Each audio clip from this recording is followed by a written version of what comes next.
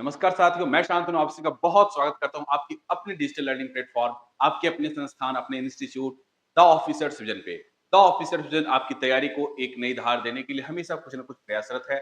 यह नया संस्थान जरूर है, लेकिन इसमें ना तो अनुभव की कमी है, न तो ज्ञान की कमी है और ना ही युवा जोश की कमी है। तो दोस्तों, स्वागत है आप सभी का करंट अफेयर्स में। आज हमारा करंट अफेयर्स का पहला सेशन है।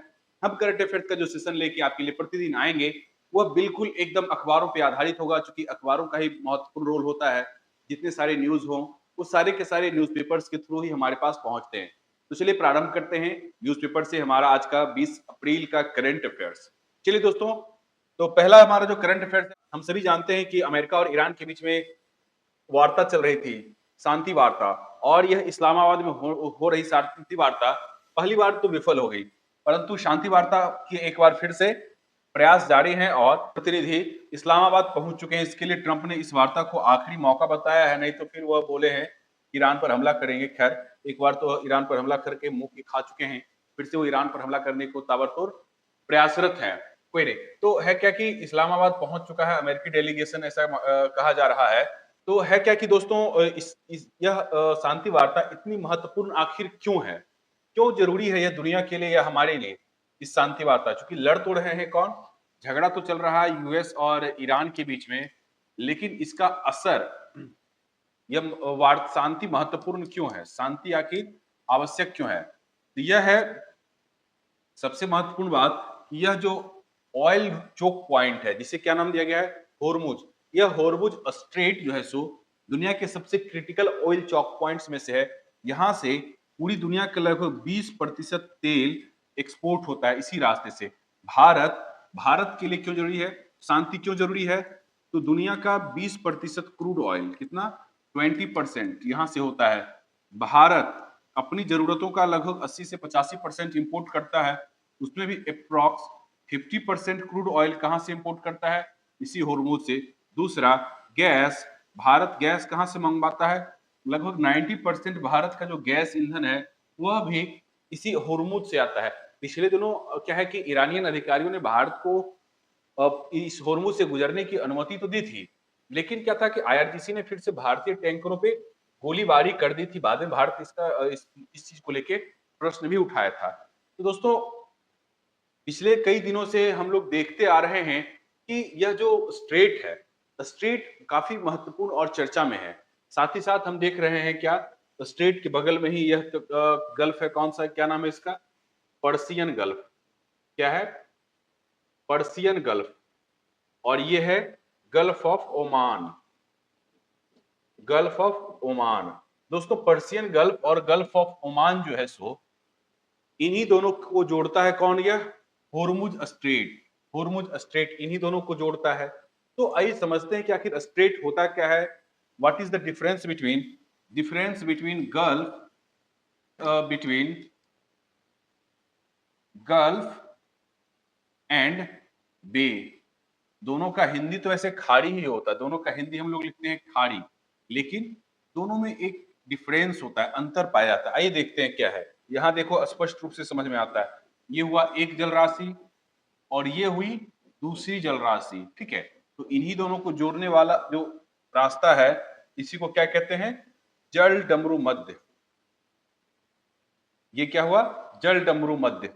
अब चूंकि जल डमरू मध्य हो गया, तो जल डमरू मध्य का उल्टा क्या होगा, उसको कहते हैं स्थल डमरू मध्य। क्या कहते हैं, स्थल डमरू मध्य। जल डमरू मध्य के उल्टे को स्थल डमरू मध्य कहते हैं। जहां जल डमरू मध्य दो बड़े जल राशि को जोड़ता था, ठीक है। ये हो गया क्या, जल डमरू मध्य। इसको, ये अगर जल राशि है,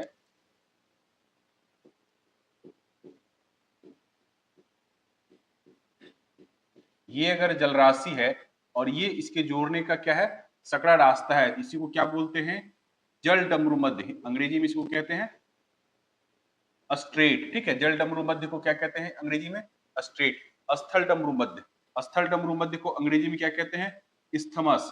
ये क्या करता है, तो यह दो स्थल खंडों को जोड़ता है। यह क्या करता है, दो स्थल खंड को जोड़ता है। कौन सा, स्थल डमरू मध्य, ठीक है। तो उदाहरण सबसे बड़े स्थल डमरू मध्य का कौन सा जगह है, तो यह है आपको पनामा।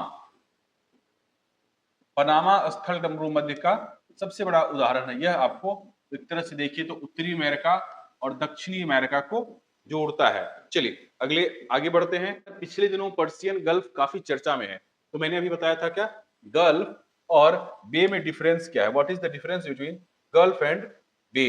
तो बे क्या होता है दोस्तों, हम यहाँ देख रहे हैं, यह एक प्रकार से इसका जो माउथ है, मुंह है, ये काफी वाइड होता है, खुला होता है, जबकि गल्फ का जो माउथ है, मुंह, ये देखिए सकड़ा है। क्या है? सकड़ा है। ठीक है, क्या है? सकड़ा है। दूसरी चीज क्या है, दूसरी चीज क्या है इसमें कि गल्फ आपको बे की तुलना में ज्यादा डीप होता है, जबकि बे गल्फ की तुलना में कम डीप होता है। समझिए, ये दोनों में एक छोटा सा अंतर है। इसी में दोस्तों बहुत बार लोग कंफ्यूज करते हैं ड्रिफ्ट, करंट और स्ट्रीम में।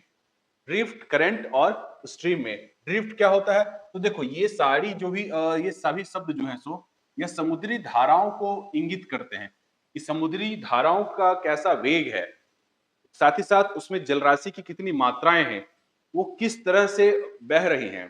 ठीक है, तो उनको, उनका प्रवाह कैसा है, तो उन सभी को ध्यान में रखते हुए अलग अलग शब्द का प्रयोग किया जाता है, ड्रिफ्ट, करंट और स्ट्रीम। तो ड्रिफ्ट क्या होता है, तो ड्रिफ्ट होता है दोस्तों जब समुद्री जलराशियां, जब समुद्री जलराशियां हवा के प्रवाह से प्रवाहित हो, ठीक है, और उनकी गति कैसी हो, तो धीमी हो, तो उसको क्या कहते हैं, उसके लिए जो शब्द प्रयोग किया जाता है वह क्या है, ड्रिफ्ट। जबकि करंट जो है सो इसकी दिशा निश्चित होती है और गति ड्रिफ्ट की तुलना में थोड़ी सी अधिक होती है, लेकिन मध्यम गति होती है। जबकि यही गति अगर बहुत अधिक हो जाए उसे क्या कहते हैं, स्ट्रीम। बहुत बड़ी जलराशि एक साथ प्रवाहित हो, इसको क्या कहते हैं, स्ट्रीम। जैसे कि क्या है, गल्फ स्ट्रीम। जैसे उदाहरण इसका सबसे बड़ा गल्फ स्ट्रीम। ड्रिफ्ट का अटलांटिक ड्रिफ्ट उदाहरण ले सकते हैं, करंट्स के उदाहरण तो बहुत सारे हैं। ठीक है, देखो यहां दिख रहा है, इस मैप में हम लोग देख सकते हैं इस फिगर के माध्यम से, ये जो है सो यही गल्फ स्ट्रीम है। क्या है, गल्फ स्ट्रीम। यह आपको गल्फ ऑफ मैक्सिको, कैरिबियन सी के आसपास से प्रारंभ होकर यह एकदम आगे बढ़ता हुआ स्कैंडिनेविया की ओर निकल जाता है। ठीक है, तो इसकी रफ्तार और गति इतनी अधिक होती है कि इसको क्या नाम दिया गया है अलग से, स्ट्रीम। यह विशाल और तीव्र रूप है करंट का। क्या है, करंट का यह एक विशाल और तीव्र रूप में से पानी की मात्रा बहुत अधिक और गति भी क्या होती है, बहुत अधिक। जबकि करंट क्या है, तो यह महासागर की सतह पर एक निश्चित दिशा में बहने वाली पानी की निरंतर नदी है। यह एक नदी के समान में होता है। ठीक है, जो करंट है वह सागरीय तल पर नदी के समान एक दिशा में बह रही क्या होती है, जल राशि होती है, जलधारा कहते हैं। यही क्या है, करंट इसी को कहते हैं। तो यह आपको ठंडी और गर्म दो प्रकार की होती है। जैसे लेब्राडोर हो गया जो कि ठंडी जलधारा, ये लेब्राडोर है, ऊपर से आती है आपको। ठीक है, अगुलहास हो गया, फिर है इधर कैलिफोर्निया की जलधारा बहती है। ठीक है, इधर आपको ब्राजीलियन धारा है। ठीक है, फिर इधर हम्बोल्ट या पेरुवियन है। तो इस तरह से जलधाराओं का स्थानीय जलवायु पर काफी अधिक इम्पैक्ट होता है। चलिए, तो हम लोग समझ गए क्या, एक माध्यम से हमने देखा सबसे पहले क्या, यह आपको ईरान शांति वार्ता, और इसके माध्यम से जो चर्चा में है वह था आपको होर्मुज स्ट्रेट। क्या, होर्मुज स्ट्रेट, होर्मुज स्ट्रेट। तो हम अभी समझे कि स्ट्रेट क्या है। स्ट्रेट यानी जलडमरू मध्य क्या है, दो बड़ी जलराशियों को जोड़ता है। क्या, दो बड़े वाटर बॉडी को जोड़ता है। दूसरा इसी का उल्टा क्या है, उसको कहते हैं इस्थमस। वो क्या करेगा, दो बड़े लैंड मास को जोड़ेगा। ठीक है, फिर हम लोग क्या समझे, हाँ, गल्फ और बे, क्योंकि पर्शियन गल्फ काफी चर्चा में था, और अंग्रेजी में भी गल्फ का मतलब क्या होता है, खाड़ी, और हिंदी में भी बे का मतलब क्या होता है, खाड़ी। दोनों का मतलब खाड़ी होता है, लेकिन दोनों की संरचना में, बनावट में अंतर होता है।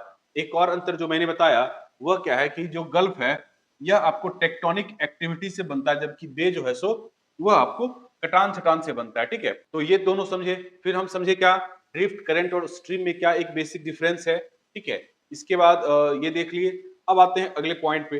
अगला है बहुत ही महत्वपूर्ण मुद्दा, परिसीमन का, डिलिमिटेशन का, डिलिमिटेशन का और लोकसभा सीटों के पुनर्गठन का। तो इससे संबंधित कई सारे आर्टिकल अखबारों में देखने को मिल रहे हैं।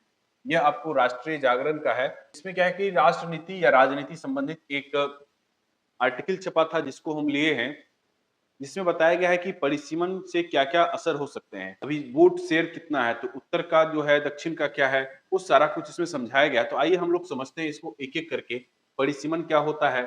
ठीक है, परिसीमन सबसे पहला बिंदु है हमारा क्या, आखिर परिसीमन क्या है? परिसीमन क्या है? हम सभी जानते हैं कि पिछले दिनों नारी शक्ति वंदन संशोधन अधिनियम आया था, 131वां संविधान संशोधन अधिनियम, सॉरी 131वां संविधान संशोधन विधेयक आया था, जो कि अपने बहुमत को प्राप्त नहीं कर सका। उसके लिए आपको चाहिए था क्या? 2/3 बहुमत चाहिए थी, लेकिन यह 2/3 बहुमत को प्राप्त नहीं कर सका। टोटल 528 लोगों ने वोट डाला, जिसमें आपको पक्ष में 298 मत पड़े, जबकि विपक्ष में 230 वोट पड़े, और इस प्रकार से यह 2/3 बहुमत नहीं प्राप्त कर सका, और यह क्या हुआ? तो यह आपको गिर गया, ठीक है। तो इस यह जो बिल आया था, यह बिल प्रावधान कर रहा था कि जो आपको नारी शक्ति वंदन अधिनियम आपको 2023 में ही आ चुका है, क्योंकि सरकार के द्वारा क्या किया गया कि जब यह संशोधन अधिनियम आ रहा था, तो सरकार क्या की, तो एक दिन पहले ही रात्रि में, क्योंकि कोई भी विधेयक तब तक संशोधित नहीं हो सकता जब तक वो लागू ना हो, या जब तक उसकी अधिसूचना जारी ना हो जाए, ठीक है। तो सरकार ने इस नारी शक्ति वंदन संशोधन अधिनियम जो आ रहा था, इसको इसकी वोटिंग से जस्ट एक दिन पहले क्या की सरकार, उसको लागू कर दी थी, ठीक है। तो खैर अब आते हैं, देखते हैं परिसीमन क्या है, क्योंकि यह मुद्दा ये जो संशोधन अधिनियम आया था, इसमें बात की गई थी कि जो नया परिसीमन होगा, यानी कि परिसीमन के बाद जो भी वर्तमान में सीटों की संख्या 550 है, इसको बढ़ाकर 850 किया जाना था। कितना? 850 किया जाना था, और इसी 8 बढ़े हुए सीटों पर ही जो महिलाओं को 1/3 रिजर्वेशन देना है, वो बढ़ी हुई सीटों पर देना है सर। जबकि विपक्ष का कहना था कि नहीं, जो दिया जाए रिजर्वेशन महिलाओं को, वह 550 पर ही क्यों ना दे दे, 1/3 850 बढ़ा के क्यों दे? यह तो एक तरह से कह सकते हैं कि महिला कहा गया, ऐसा विपक्ष का कहना है कि यह तो महिलाओं के आड़ में, महिला बिल के आड़ में सरकार परिसीमन कानून को लागू करना चाह रही है। समझिए। तो चलिए खैर समझते हैं कि अब परिसीमन आखिर है क्या? परिसीमन होता क्या है? तो ऐसा प्रावधान है, संवैधानिक प्रावधान है कि प्रत्येक जनगणना के बाद जितनी भी लोकसभा और विधानसभा की सीटें हैं, उसको रीड्रॉ करना, उसे फिर से परिसीमित करना, उसका सीमांकन पुनः सीमांकन करना। तो इसी व्यवस्था को क्या कहते हैं? परिसीमन। प्रत्येक जनगणना के बाद लोकसभा एवं विधानसभा के क्षेत्रों को, उसकी सीमाओं को पुनर्परिभाषित करना या पुनर्सीमांकन उसके करने की प्रक्रिया को ही क्या कहा जाता है? परिसीमन। परिसीमन किसके द्वारा किया जाता है? इसके लिए एक आयोग गठित होती है, और यह आयोग काफी पावरफुल आयोग माना जाता है। क्या? काफी पावरफुल आयोग इसको मानते हैं, और बात यह है कि यह पावरफुल आयोग है, ठीक है। तो इस आयोग के द्वारा जो अनुशंसा कर दी जाती है, वह अनुशंसा वापस से क्या है कि कहीं भी, किसी भी सुप्रीम कोर्ट में या कहीं भी इसको चैलेंज नहीं कर सकते हैं, ठीक है। तो अब आते हैं कि परिसीमन जरूरी क्यों होता है? परिसीमन आखिर जरूरी क्यों होता है? तो परिसीमन जरूरी इसलिए होता है कि चूंकि हम एक लोकतांत्रिक देश में है, क्या हम एक लोकतांत्रिक देश में हैं, और हर लोकतांत्रिक देश में प्रत्येक व्यक्ति का क्या है? मत मूल्य एक है, ठीक है। प्रत्येक व्यक्ति का मत मूल्य एक है, लेकिन चूंकि जनसंख्या अधिक बढ़ जाने के कारण एक तरह से पॉपुलेशन इम्बैलेंस क्रिएट हो जाता है। तो यह जो कॉन्सेप्ट है, एक व्यक्ति एक वोट, और एक व्यक्ति एक वोट और उसकी एक वन वैल्यू, ठीक है। वन वैल्यू वन वोट की जो कॉन्सेप्ट है, जो अवधारणा है, वह कहीं ना कहीं प्रभावित होती है। जैसे कि आप समझ सकते हैं इसको ऐसे कि मानिए कि किसी भी लोकसभा क्षेत्र का, कहीं का है आबादी कितना? 15 लाख, और कहीं की आबादी कितनी है? 10 लाख। तो ऐसे में क्या होता है कि दोनों के की सांसद तो एक ही है, लेकिन इस कारण से रिप्रेजेंटेशन संसद में दोनों का एक समान नहीं हो रहा है। क्या हो रहा है? तो इसका जो वोटों की वैल्यू है कम होगी, इसके वोटों की वैल्यू अधिक होगी। इसी को बैलेंस करने के लिए ही यह कॉन्सेप्ट लाया गया है परिसीमन का, कि प्रत्येक जनगणना के बाद लोकसभा और विधानसभा के क्षेत्रों का क्या होना चाहिए? वह आपको परिसीमन होना चाहिए, पुनर्निर्धारण होना चाहिए, ठीक है, ताकि यह कॉन्सेप्ट, यह अवधारणा बनी रहे। इसीलिए यह बार बार सीमांकन किया जाता है। अब आते हैं तीसरा पॉइंट क्या कहता है कि सीटों की संख्या और जनसंख्या का संबंध। दोस्तों, सीटों की संख्या और जनसंख्या का संबंध जो है सो वह इसी से आता है, एक व्यक्ति एक वोट और एक मूल्य से। एक व्यक्ति एक वोट और एक मूल्य से ही सीटों की ये संख्या और जनसंख्या का संबंध यहीं से स्थापित होता है। अगर यह कॉन्सेप्ट नहीं रहता तो अलग अलग तरीके से सीटों का निर्धारण किया जा सकता था, ठीक है। लेकिन है तो लोकतंत्र, लोकतंत्र में वैल्यू प्रत्येक वोट की होती है और हर मत मूल्य एक समान होता है, सबों का मत का मूल्य क्या है, एक समान होता है, इसीलिए यह जरूरी है। फिर आते हैं तीसरा पॉइंट, क्या कहता है, दक्षिण बनाम उत्तर का विवाद क्या है, नॉर्थ बनाम साउथ डिबेट क्या है, आइए ये समझते हैं, क्योंकि विवाद यहीं से क्रिएट हुआ था, नॉर्थ बनाम साउथ विवाद। वह क्रिएट कैसे हुआ नॉर्थ बनाम साउथ विवाद? तो बात यह है कि साउथ इंडियन स्टेट, जो भी साउथ इंडियन स्टेट्स हैं, वहां क्या है, पॉपुलेशन डिक्रीज कर रहा है, क्या है, पॉपुलेशन डिक्रीज कर रहा है। क्योंकि बात ऐसी है कि भारत में अब तक परिसीमन 3 बार हुआ है, कितना, 3 बार, 1951 की जनगणना पर, 61 की जनगणना पर और 71 की जनगणना पर, ठीक है। लेकिन क्या हुआ था कि 75 के आसपास तक आते आते इसके बाद पॉपुलेशन में 60 बहुत तेज ग्रोथ देखा गया भारतीय पॉपुलेशन में। इसी वजह से सरकार क्या की, क्योंकि ग्रोथ बहुत रैपिड हो रहा था और ग्रोथ में कैसा था कि ग्रोथ एकदम इवन नहीं था, अनइवन था, ठीक है। तो उसी को ध्यान में रखते हुए श्रीमती इंदिरा गांधी क्या की, 42nd अमेंडमेंट से उस 1976 में इसको 25 सालों के लिए क्या कर दी, फ्रीज कर दी, 25 सालों के लिए इसको फ्रीज कर दी। तो इसी वजह से 2000 की जो जनगणना हुई, 2001 की जो जनगणना हुई, इस आधार पर फिर से सीटों का किया जाना था, आपको परिसीमन क्षेत्रों का। मगर क्या हुआ कि वाजपेयी जी की सरकार ने फिर से इसको क्या किया, उन्होंने 25 सालों के लिए आगे बढ़ा दिया और यही समय सीमा पूरी हुई कब, 2000 हमारे 26 में, 2026 तक बढ़ा दिया 2026 में। तो सीटों का तो फिर से परिसीमन किया जाना चाहिए था, लेकिन हमारी पिछली जनगणना तो हुई नहीं, जो कि कब होनी थी, होनी थी आपको 2021 में, लेकिन कोविड का टाइम चल रहा था तो जनगणना कराना पॉसिबल नहीं था।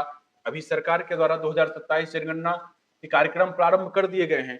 तो विवाद यही था, तो विवाद यही हुआ उत्तर बनाम दक्षिण का, कि इन टाइम पीरियड में, चूंकि 25-25 साल के लिए जो बढ़ाया गया था, वो इसलिए बढ़ाया गया था, 75 में ये इसलिए बढ़ाया गया था कि रैपिड ग्रोथ देखने को मिल रहा था भारतीय जनगणना में, जनसंख्या में, तो इंदिरा गांधी ने उसको बढ़ा दी। फिर उस वक्त यह अज्यूम किया गया कि 25 सालों में भारत की जनसंख्या क्या होगी, कि एक प्रकार से स्टेबल हो जाएगी, तब हम इसको फिर से पुनर्निर्धारित करेंगे। लेकिन आता है वर्ष 2001, 2001 में भी वह क्या होती है, भारत की जनसंख्या स्टेबल नहीं होती है, नॉर्थ इंडिया में ग्रोथ होता रहता है और यह ग्रोथ काफी तेज और अधिक हो रहा होता है, जबकि दक्षिण की जो जनसंख्या होती है वो धीरे धीरे स्टेबिलिटी को प्राप्त कर लेती है। वर्तमान में नॉर्थ इंडिया की जनसंख्या आज भी यूपी, बिहार, राजस्थान ऐसे राज्यों की जनसंख्या रैपिड ग्रोथ है, जबकि दक्षिण भारत का जो पॉपुलेशन है वह आपको रिप्लेसमेंट रेट क्या होता है, ये 2.1 होता है, ठीक है। टोटल फर्टिलिटी रेट अगर 2.1 है तो इसको क्या कहा जाता है, रिप्लेसमेंट रेट, यानी कि इसके बाद जो है सो जनसंख्या में ग्रोथ नहीं हो सकती है 2.1 के बाद, ठीक है। लेकिन क्या है कि जो दक्षिण भारत की जनसंख्या है वो क्या हो गया है, उसमें तेज गिरावट आ गई है और ये रिप्लेसमेंट रेट से नीचे चला गया है। जबकि नॉर्थ इंडिया की जनसंख्या जो है सो वो आपको total fertility sorry replacement rate से बहुत अधिक है, अभी भी 3 के आसपास माना जा रहा है कई सारे राज्यों का। तो इन वजह से क्या है कि साउथ इंडियन स्टेट का ये कहना है कि चूंकि यह जो पूरा परिसीमन होता है, यह परिसीमन होता है जनसंख्या के आधार पे, according to our constitution, constitution के अनुसार, ठीक है। तो क्या है कि दक्षिण भारत का यही कहना है कि यदि केवल और केवल जनसंख्या को आधार बनाइएगा तो दक्षिण भारतीय राज्यों ने जो जनसंख्या नियंत्रण के लिए उपाय किए, जैसे कि प्रॉपर हेल्थ फैसिलिटी की बात हो या फिर सैनिटेशन की बात हो या फिर एजुकेशन, विमेन एजुकेशन की बात हो, जिस कारण से उनकी जनसंख्या में गिरावट आई है, तो जो जनसंख्या नियंत्रण के लिए केंद्र के जो नियम थे, कानून थे, जो उन्होंने कंट्रीब्यूशन किया देश के विकास में, उस कारण से तो उनको नुकसान हो रहा है सीटों का। उनका जो रिप्रेजेंटेशन का रेशियो है अभी वो डिक्रीज कर जाएगा अगर जनसंख्या के आधार पे हो तो, क्योंकि यूपी, बिहार जैसे राज्यों में, एमपी जैसे राज्यों का जो रिप्रेजेंटेशन है वो काफी बढ़ जाएगा, जबकि बाकी राज्यों का रिप्रेजेंटेशन घटेगा। तो उसी रिप्रेजेंटेशन के कारण ही कि उनका जो प्रतिनिधित्व है वह ना घटे, उन्होंने इसका विरोध किया, समझे। अब आते हैं महिला आरक्षण और परिसीमन। तो महिला आरक्षण और परिसीमन की बात तो मैंने कर ही दी। यह जो बिल आया था, संशोधन बिल, वह यही था कि जो 850 बढ़ा के किया जाना है, अभी फिलहाल 550 है और यह 550 किस जनसंख्या पर आधारित है, यह 550 जो है सो यह आपको 1971 की जनगणना के आधार पर हमारी भी सीटों की संख्या कितनी है, 550 या 1971 के आधार पे है, जो कि बढ़ाकर कितना करना है, 850। और ये सरकार बोली कि हम 2011 की जनगणना के आधार पर करेंगे, ना कि जो भी करंट जनगणना होने जा रही है उसके बाद करेंगे। ठीक है, तो 850 करने जा रही है सरकार, करने जा रही थी, वो तो हो नहीं पाया। अब बाद में सरकार इस पर पुनर्विचार करेगी। ठीक है, तो इसीलिए हमारा सेंट्रल विस्तार के तहत नया अभी संसद भवन बनाया गया था, उसमें 888 सीटों की क्षमता है। चलिए अगले पॉइंट पर आते हैं। अगला पॉइंट फिर परिसीमन से ही है। परिसीमन से कई सारे प्रश्न अभी देखने को मिल रहे हैं। आप अगर कोई भी एग्जाम दे रहे हो, चाहे बीपीएससी मेंस आपका हो या फिर कोई भी प्रीलिम्स हो, परिसीमन से सवाल आपको पूछे ही जाएंगे, एकदम याद रखिएगा। ठीक है, तो प्रश्न उठता है कि आखिर विशेषज्ञ कह रहे थे कि जनसंख्या ही होना चाहिए परिसीमन का मुख्य आधार। जैसे बहुत सारे राज्यों और पार्टियों से तर्क आया कि क्यों ना परिसीमन का आधार जो है सो उसमें जनसंख्या के साथ साथ आपको आर्थिक और क्षेत्र को लिया जाए, क्षेत्रफल को भी लिया जाए। लेकिन विशेषज्ञों का कहना है कि नहीं, यह जनसंख्या ही होना चाहिए। तो प्रश्न उठता है कि आखिर जनसंख्या ही क्यों? तो दोस्तों, हम लोग रहते हैं एक लोकतंत्र में। लोकतंत्र में हर तरह के लोग हैं, हर तरह सभी लोगों को की क्या है कि जो इनकम है, सभी लोगों का इनकम एक समान नहीं है। तो इस प्रकार से अगर हम क्या है कि जनगण ये जनसंख्या के अलावे जैसे कि आर्थिक चीजों को भी ले, तो क्या होगा कि देश में यह एक प्रकार से अलग विभाजन क्रिएट हो सकता है। विभाजन क्रिएट होने का तात्पर्य यह हुआ कि फिर तो हम लोकतंत्र की जो मूल भावना थी कि सबकी समान सहभागिता, उससे इतर हम अर्थव्यवस्था को देख रहे हैं, उसकी आर्थिक स्थिति को देख रहे हैं कि दक्षिण भारत के राज्य की जनसंख्या अगर आर्थिक रूप से ज्यादा संपन्न है, उसके मत का मूल्य अधिक होगा। लेकिन वही उसके रिस्पेक्ट में दूसरे राज्यों के अगर लोगों की जो आर्थिक स्थिति है वो अगर कमजोर होगी, तो उनका तो इक्वल रिप्रेजेंटेशन नहीं हुआ। जबकि लोकतंत्र तो क्या कहता है कि सभी व्यक्ति की समान सहभागिता होनी चाहिए, सबों का मत मूल्य एक होना चाहिए। ये तो लोकतंत्र की मूल भावना के विरुद्ध चला जाता है। तो इसीलिए जनसंख्या ही इसका मूल आधार हो सकता है, दूसरा नहीं, ऐसा तर्क दिया जा रहा है। ठीक है, हालांकि बीच का रास्ता निकालना जरूरी है, क्योंकि दक्षिण भारतीय राज्यों का भी अपना एक तर्क जो है सो वो एक सही है। सही इस मायने में ये है क्योंकि उनका भी अगर रिप्रेजेंटेशन का रेशियो घटता है तो ये भी तो सही बात नहीं है।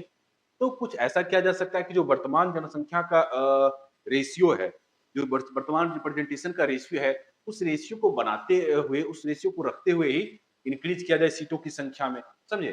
तब किसी को तो विवाद होने की स्थिति नहीं है वहां पे, फिर असहमति की का फिर कारण नहीं बनता है। ठीक है, क्या जनसंख्या के अलावा कुछ और भी कारण होना चाहिए? तो इस पर अभी डिबेट चालू है, देखते हैं इस पर क्या डिबेट आता है। वैसे मैंने एक कारण तो बताया कि चूंकि यह लोकतंत्र है और यहाँ लोगों का अपना अपना क्या है, सभी व्यक्ति का इक्वल मूल्य है। ठीक है, फिर जनसंख्या नियंत्रण करने वाले राज्यों की चिंता भी हमने बता दी। फिर बोर्ड की कीमत का अंतर भी हमने समझा दिया कि बोर्ड की कीमत का अंतर कैसे होगा। तो बोर्ड की कीमत का अंतर अगर जनसंख्या पॉपुलेशन अगर अनइवन हो, अगर अनइवन है तो यहाँ भी क्या है कि अंतर हो जाता है। अगर क्या है कि इकोनॉमिक स्थिति को लेते हैं, इकोनॉमिक फैक्टर्स भी लेते हैं, तो वहां इस कारण भी अनइवन होता है। तो प्रयास किया जा रहा है कि यह जो अनइवन है, इसको ज्यादा से ज्यादा हम लोग क्या कर सकें कि समाहित कर सकें। ठीक है, सामंजस्य बिठा सके। और वह सामंजस्य तभी हो सकता है जब जनसंख्या को ही मूल आधार बनाया जाए, ना कि आर्थिक या दूसरी परिस्थितियों को। समझे? तो अगर जनसंख्या आधार बनता है तो वही मैं कह रहा था कि जो अभी वर्तमान रेशियो है, अभी जो वर्तमान रेशियो है सभी के रिप्रेजेंटेशन का, इसी में एक सर्टेन परसेंट का ग्रोथ कर दिया जाए सबों में, ताकि यह जो रेशियो है वह बना समान बना रहे और उसमें कोई भी प्रकार का बदलाव ना हो। तो यह एक जो जनसंख्या बढ़ी है वह इसमें समाहित हो सकती है। चलिए अगले पॉइंट की ओर आते हैं। अगला क्या है, सरकार के द्वारा सीबीआई ने क्या किया है, तो अभय नाम का एक एआई आधारित चैटबॉट डेवलप किया है। क्या है? अभय, क्या नाम है इसका, याद रखिएगा, अभय नाम का एक चैटबॉट डेवलप किया है। यह क्या करेगा, तो डिजिटल अरेस्ट के खिलाफ आपको सतर्क करेगा। यह आपको फर्जी किसी प्रकार के नोटिस को पहचानने में आसान बनाएगा, किस प्रकार का मैसेज मैसेज फर्जी है या कैसा है। तो यह डिजिटल चैटबॉट अभय कौन बनाया है, सीबीआई के द्वारा लाया गया है। प्रश्न उठता है कि आखिर डिजिटल अरेस्ट क्या होता है। तो डिजिटल अरेस्ट वह होता है कि कोई व्यक्ति सामने से आपको वीडियो कॉल किया, ठीक है, सामने से कोई वीडियो कॉल किया और वह आपको वीडियो कॉल जो आ रहा है, ये कोई व्यक्ति कोई पुलिस अधिकारी के वेश में होगा, कोई पुलिस ऑफिसर के रूप में आप बन के आपको सामने से फोन करेगा, या कोई भी ऑफिसर बन के यह आपको फ़ोन करेगा कि हम ये अधिकारी बोल रहे हैं, आपके खाते में ऐसा-ऐसा फर्जी चीज़ बताएगा कि आपका कोई बेटा है या कोई भी ऐसा आपका करीबी है जो कि खतरे में है, उसने ऐसा कांड कर दिया है, अगर आप पैसे नहीं देते हैं, तो क्या होगा कि वो फँस जाएगा। तो डराया जाता है ऐसा कह के कि वो फँस जाएगा, उसको जेल करवा देंगे, आप इतना पैसा भेजिए तो हम मैनेज कर देंगे केस। तो इसी चीज़ का लाभ उठाते हुए डिजिटल अरेस्ट आया है। बेसिकली डिजिटल अरेस्ट जो है सो जो एक प्रकार से ऐसा भी कह सकते हैं कि जो लूप होल चल रहा था करप्शन का, उस लूप होल का उसने फायदा उठाया है कि जैसे अक्सर बहुत बार सुनते हैं ना कि अधिकारी केस को मैनेज करने का प्रयास करते हैं, कुछ पैसा दीजिए मैनेज कर देते हैं, ये कीजिए मैनेज कर देते हैं, बहुत बार सुनने को मिलता है। तो वही जो मैनेज कर देते हैं वाली भावना थी, उसी का बेनिफिट चूंकि वो चीज लोगों के बीच में है, मैनेज होता है, तो यही अधिकारी बन के या जज बन के कुछ भी ऐसा मतलब कोई भी विशेष पर्सन बन के वो सामने से फ़ोन करता है और कहता है कि आपका कोई बेटा है या कोई ख़ास करीबी है या कोई भी ऐसा पर्सन है जो आपसे जिसका आपसे विशेष लगाव हो, ठीक है?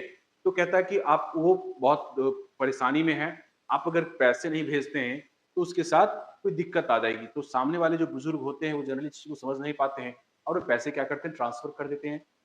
तो इस कारण से इसी चीज़ से सतर्क साथ ही साथ वह अलग-अलग तरह का मैसेज भेज सकता है, स्कैम करने का आपको मैसेज भेजेगा या फिर आपको वो फर्जी ये कह सकते हैं कि फर्जी कोई लेटर दिखाएगा, फर्जी एफआईआर दिखाएगा, कुछ भी ऐसा दिखाएगा और कहेगा कि यह आपके बेटे का है या आपके करीबी का है, दीजिए नहीं तो आप जेल जाएगा वो लंबा।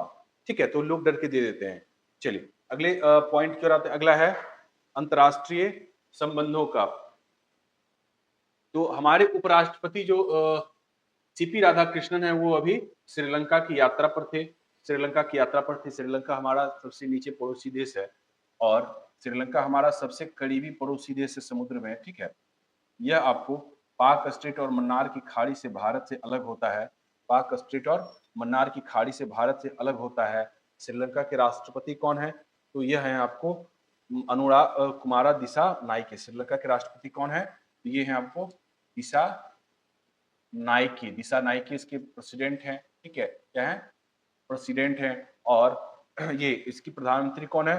तो हरिनी अमर सूरिया। हरिनी अमर सूरिया, ठीक है? इसके प्राइम मिनिस्टर कौन है? तो ऐसे याद रखिएगा, अमर सॉरी, ये उसके प्राइम मिनिस्टर कौन हो गई? तो अमर अमर सूर्या, अमर सूर्या, ठीक है? हरिनी अमर सूर्या। चलिए, तो आगे बढ़ते हैं। इसके बाद है एक, यह आपको फैक्चुअल नॉलेज है, जानकारी है कि आपको ये एआई आधारित एक कोचिंग प्लेटफॉर्म है जिसका नाम क्या है? काबूनी। कबूनी एआई आधारित पूछ देगा अभी कि कबूनी क्या है? तो कबूनी क्या है? एआई आधारित क्या है? कोचिंग ये चैटबॉट है, एआई आधारित कोचिंग चैटबॉट है कबूनी, ठीक है? क्रिकेट का, ठीक है? चलिए, अगला क्या है? अगला है कि एक निधन की खबर है, वह क्या है कि पूर्व अध्यक्ष आईओए के पूर्व अध्यक्ष नारायण रामचंद्रन का निधन हो गया। भारतीय ओलंपिक संघ के वो अध्यक्ष थे नारायण रामचंद्रन। नारायण रामचंद्रन क्या है? तो वह आपको आईओए भारतीय ओलंपिक संघ के क्या थे? पूर्व आपको अध्यक्ष थे, पूर्व अध्यक्ष थे और इनका हाल ही में क्या हो गया है? निधन हो गया है। तो दोस्तों, यहाँ तक हमारे आज की खबरों का जो करंट अफेयर्स का सिलसिला था वो समाप्त होता है। आज की ये महत्वपूर्ण खबरें रही। उम्मीद करता हूँ आपने इसको बहुत अच्छे से एन्जॉय किया होगा। आप बहुत कुछ सीखे होंगे, समझे होंगे। हमने अगल-बगल की बहुत सारी जानकारियों को आपके समक्ष रखा। तो अगर ये वीडियो अच्छा लगा होगा दोस्तों तो लाइक कीजिएगा, वीडियो को शेयर कीजिएगा और इस चैनल को अगर आपने अभी तक सब्सक्राइब नहीं किया है तो सब्सक्राइब कर लें दोस्तों। हम आपके साथ बने हुए हैं। हम आपकी बीपीएससी की तैयारी हो जो कि 26 जुलाई को निर्धारित है। बीपीएससी प्रीलिम्स, उसके लिए भी आपको कल से प्रॉपर क्लासेस स्टार्ट हो रहे हैं। साथ ही साथ हम टीआरई के बैचेस भी लेके आ रहे हैं। तो बहुत-बहुत शुक्रिया आप सभी का दोस्तों, बने रहे हमारे साथ। जय हिंद।